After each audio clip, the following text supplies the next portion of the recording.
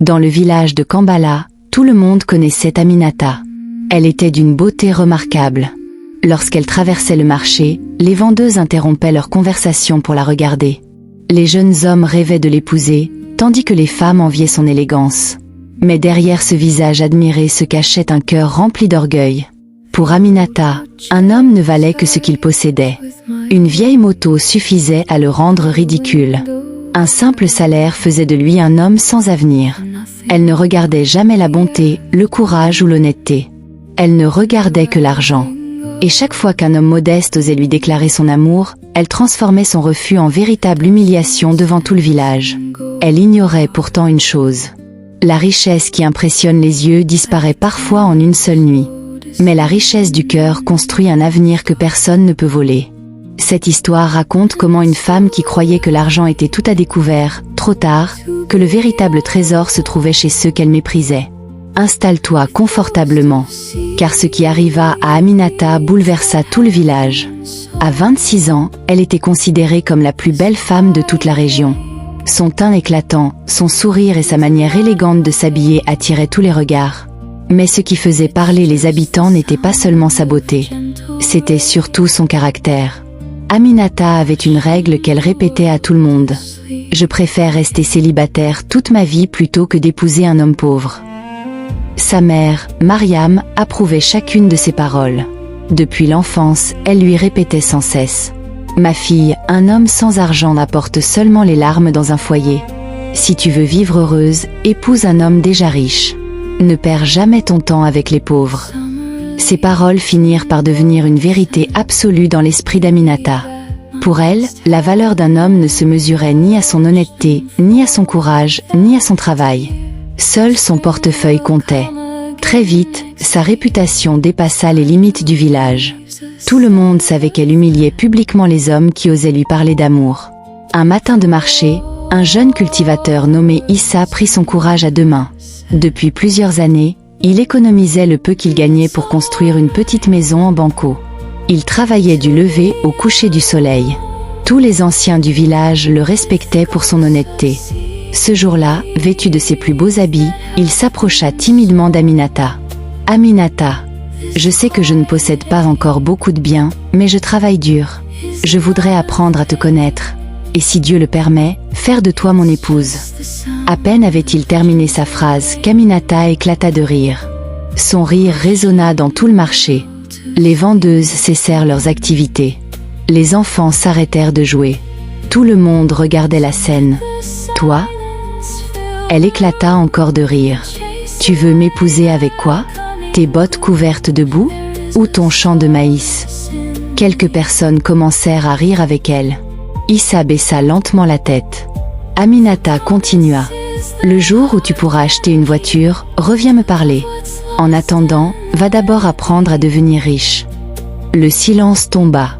Issa ne répondit rien. Il salua respectueusement les anciens présents avant de repartir, le cœur lourd. Un vieil homme assis sous un manguier observa toute la scène. Il murmura doucement. « Celui qui se moque d'une graine oublie qu'un arbre commence toujours par une petite semence. » Mais Aminata n'entendit même pas ces paroles. Elle était déjà occupée à admirer son reflet dans le miroir d'un marchand. Quelques semaines plus tard, un jeune instituteur nommé Moussa arriva dans le village. Il enseignait à l'école primaire. Son salaire était modeste, mais il était aimé de tous. Les enfants l'adoraient. Les parents lui faisaient confiance. Après plusieurs mois, il demanda la permission aux anciens de rendre visite à la famille d'Aminata. Il arriva avec beaucoup de respect, portant des noix de cola et quelques présents, selon la tradition. Il expliqua calmement qu'il souhaitait demander la main de leur fille. Avant même que son père puisse répondre, Aminata prit la parole. Son visage affichait un sourire moqueur. « Maître Moussa, avec votre salaire, vous voulez nourrir une femme comme moi ?» Toute la cour resta silencieuse. Elle poursuivit. « Continuez plutôt à apprendre les mathématiques aux enfants. Peut-être qu'un jour vous saurez compter assez d'argent pour penser au mariage. » Quelques jeunes éclatèrent de rire. Moussa ne répondit pas. Il remercia poliment les parents d'Aminata. Puis il reprit son sac et repartit sans se retourner. Son calme impressionna davantage les anciens que toutes les paroles d'Aminata. Le vieux chef du village secoua lentement la tête. Dans son regard, on pouvait déjà lire une profonde inquiétude, car il savait qu'une personne qui confond richesse et valeurs humaines finit souvent par apprendre la leçon de la manière la plus douloureuse. Les mois passèrent.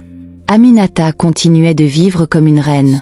Chaque matin, elle traversait le marché avec assurance. Les jeunes hommes la regardaient avec admiration, mais presque plus personne n'osait lui parler. Sa réputation était désormais connue dans tous les villages voisins.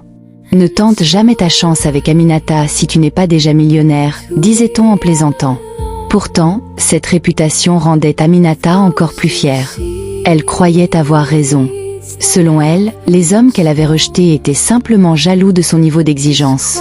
Un après-midi, son amie Safi arriva chez elle toute excitée. « Aminata, prépare-toi rapidement.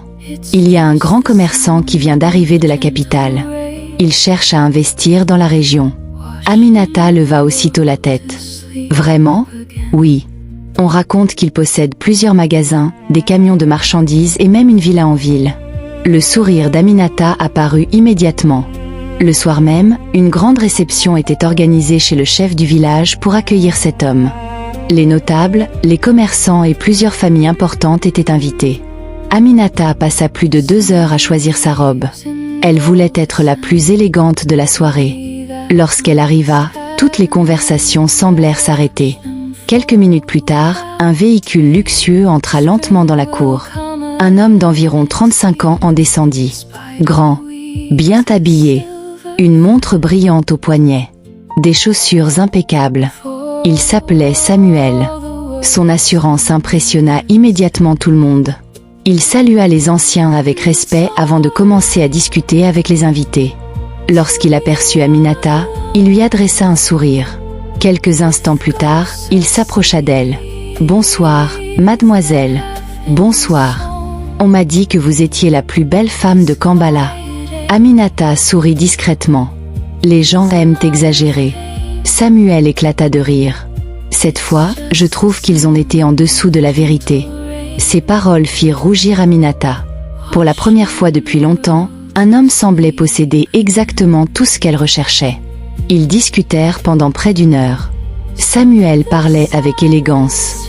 Il racontait ses voyages, ses affaires, ses projets. Il semblait connaître tout le monde.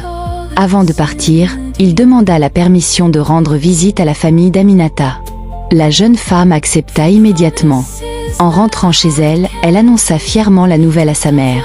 « Maman, cette fois, je crois que Dieu m'a enfin envoyé l'homme qu'il me fallait. » Sa mère sourit de satisfaction. « Tu vois, la patience finit toujours par payer. » Les semaines suivantes furent comme un rêve.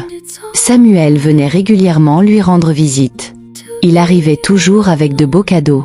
Un parfum, un téléphone neuf, des tissus coûteux, des bijoux. Chaque visite impressionnait un peu plus les habitants. Très vite, Aminata commença à regarder les autres femmes avec encore plus de supériorité. Un matin, alors qu'elle passait devant l'atelier d'Issa, le cultivateur qu'elle avait humilié quelques mois plus tôt, elle aperçut celui-ci en train de construire une nouvelle maison.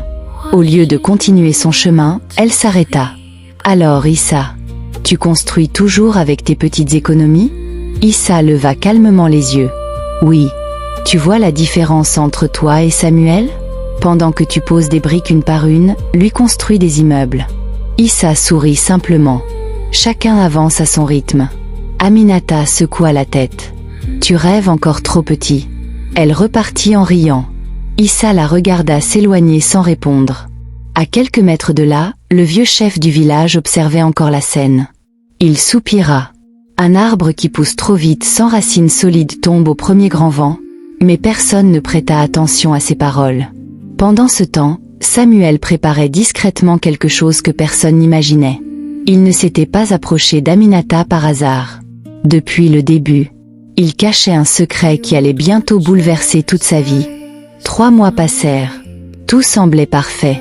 Samuel venait désormais presque chaque jour chez la famille d'Aminata. Il parlait déjà de mariage. Il promettait de construire une grande maison moderne à Kambala pour que sa future épouse n'ait plus jamais besoin de quitter le village. Les habitants étaient impressionnés. Même ceux qui désapprouvaient autrefois le comportement d'Aminata commencèrent à penser qu'elle avait finalement eu raison d'attendre un homme riche. Le mariage fut célébré avec beaucoup de fastes. Des invités arrivèrent de plusieurs villes. Un orchestre anima toute la soirée. Les tables débordaient de nourriture. Pendant plusieurs jours, on ne parla que de cette cérémonie. Aminata était persuadée d'avoir gagné. En regardant les autres femmes du village, elle pensait en silence. Elles se sont contentées d'hommes ordinaires. Moi, j'ai choisi un homme exceptionnel. Les premiers mois de leur mariage ressemblèrent à un rêve. Samuel offrait régulièrement des cadeaux à son épouse. Il disparaissait parfois plusieurs jours pour affaires, mais revenait toujours avec de nouvelles promesses. Nous allons bientôt ouvrir un grand commerce. Ensuite, nous irons vivre à la capitale. Et dans quelques années, nous voyagerons même à l'étranger. Aminata croyait chacun de ces mots. Puis, un matin, tout changea. Alors qu'elle préparait le petit déjeuner, plusieurs inconnus arrivèrent devant leur maison. Ils ne criaient pas.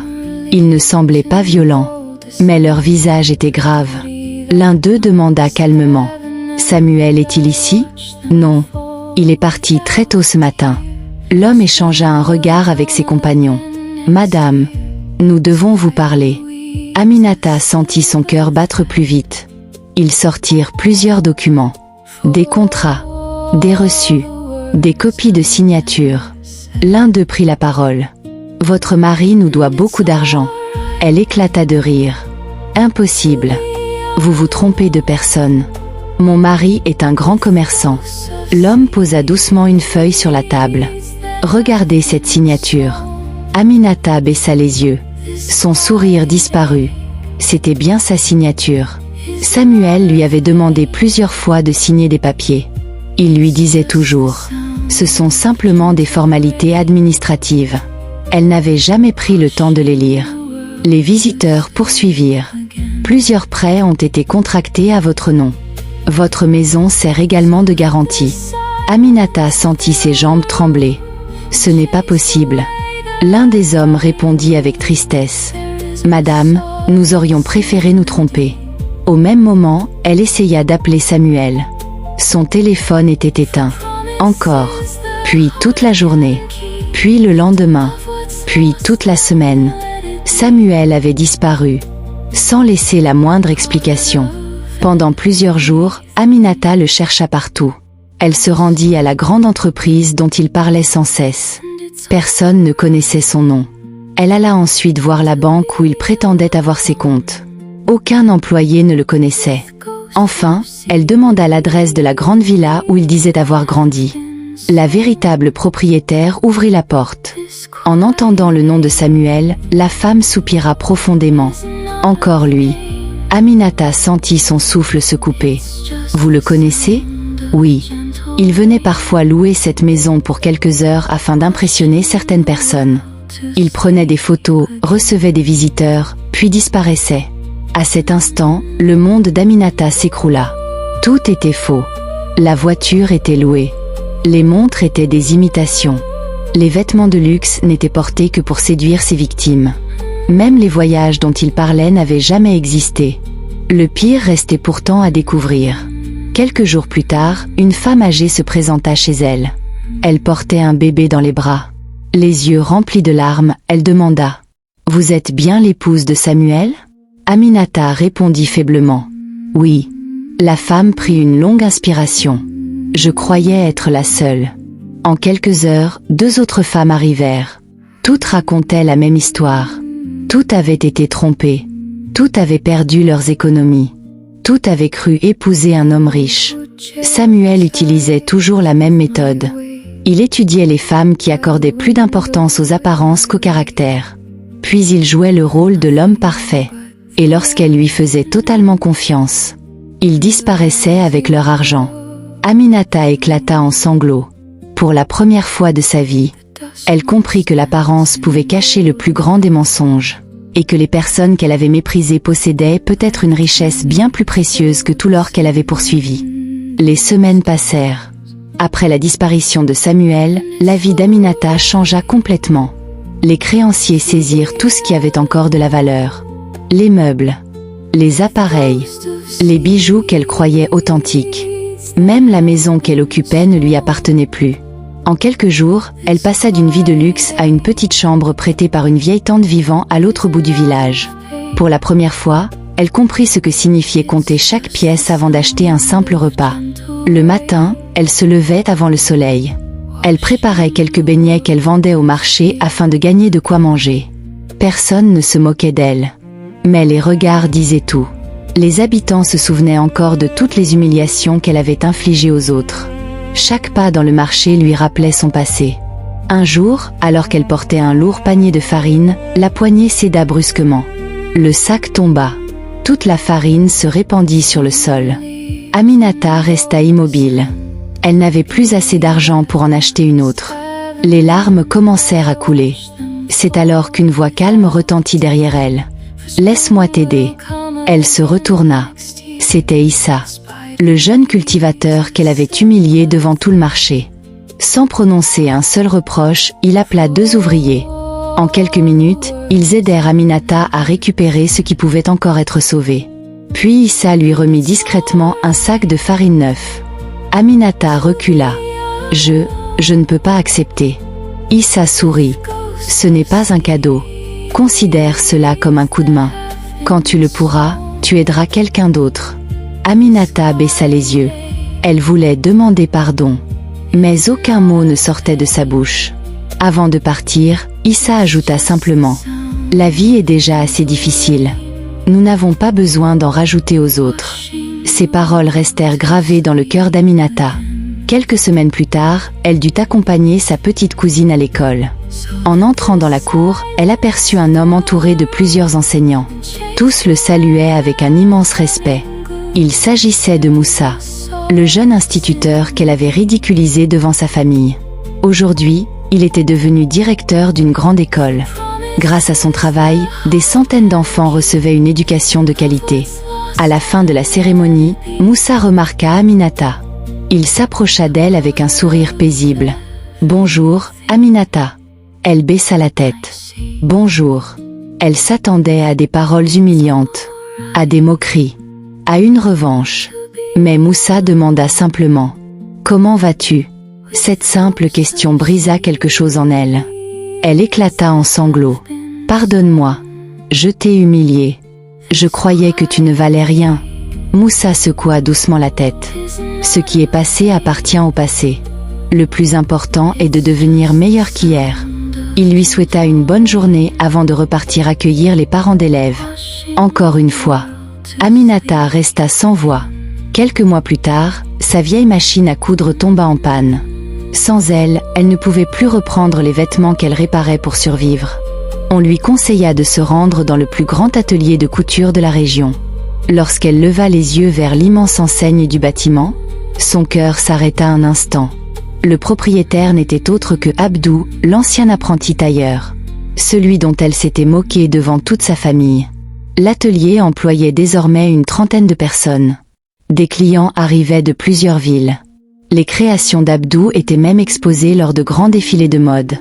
En apercevant Aminata, Abdou la reconnut immédiatement. Il s'approcha. Elle baissa aussitôt les yeux. « Je comprends si tu refuses de me recevoir », dit-elle d'une voix tremblante. Abdou répondit calmement. « Pourquoi refuserais-je » Il prit lui-même la machine à coudre, l'examina, puis il la confia à un technicien. Quelques heures plus tard, elle fonctionnait parfaitement. Lorsqu'Aminata demanda le prix de la réparation, Abdou répondit avec un sourire. « Cette fois, c'est moi qui t'offre le service. Utilise cette machine pour reconstruire ta vie. » Aminata sentit les larmes monter. Elle comprit alors une vérité qu'elle n'avait jamais imaginée. Les hommes qu'elle avait humiliés n'étaient jamais devenus riches pour se venger. Ils avaient travaillé dans le silence. Ils avaient laissé leur réussite parler à leur place. Et cette grandeur de cœur valait infiniment plus que toutes les richesses que Samuel avait prétendu posséder. Cette nuit-là, Aminata ne trouva pas le sommeil.